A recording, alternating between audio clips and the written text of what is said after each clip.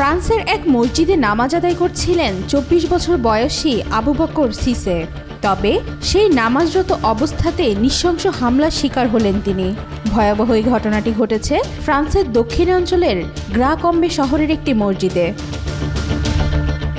প্রাথমিক অভিযোগে জানা গেছে, শুক্রবারের এই হামলায় আবু বকর সিসেকে বহুবার ছুরিকাঘাত করা হয়। আবু বকরকে মারার জন্য সেই ব্যক্তি প্রায় ৫০ বার ছুরি দিয়ে আঘাত করে। শুধু তাই নয়, হামলাকারী নিজ মোবাইল ফোনে নৃশংস হত্যাকাণ্ডের দৃশ্য ধারণ করেন এবং ইসলাম ধর্মের বিরুদ্ধে অবমাননাকর ভাষায় মন্তব্য করেন।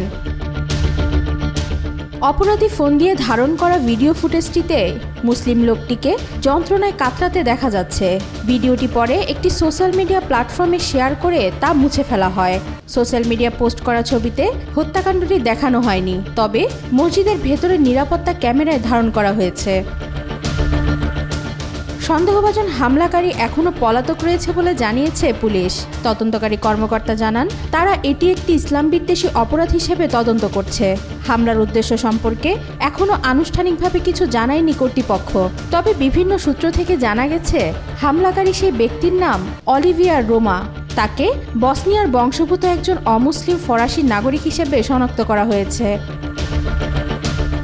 ফরাসি প্রেসিডেন্ট ইমানুয়েল ম্যাক্রন নিহত ব্যক্তির পরিবার ও ফরাসি মুসলিম সম্প্রদায়ের প্রতি সমবেদনা জানিয়েছেন। এ ঘটনার তীব্র নিন্দা জানিয়েছেন মিশর আল আজহার বিশ্ববিদ্যালয়। প্যারিস গ্র্যান্ড মসজিদ থেকে একটি বিবৃতিতে বলা হয়েছে, আল্লাহর ঘর মসজিদের ভেতরের এই হত্যাকাণ্ড অত্যন্ত জঘন্য ও অমার্জনীয়। ওয়াহিদা পারভিন ইশিতা, আজকাল।